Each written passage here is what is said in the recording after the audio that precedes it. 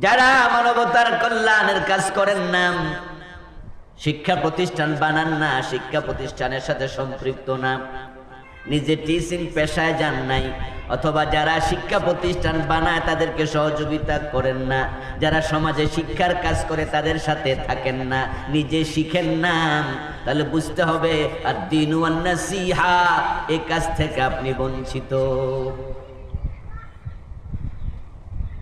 এই জন্য এই দুনিয়াতে একজন মানুষের প্রথম কাজ হবে ঈমান আনার পরেই, নামাজ রোজা করার পরেই সে ভাববে আমাকে আল্লাহ শুধু নিজেকে নিয়ে ব্যস্ত থাকতে।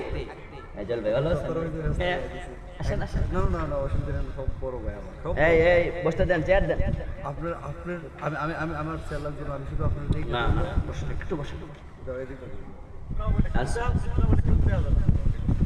আমি এসে খবর নিই।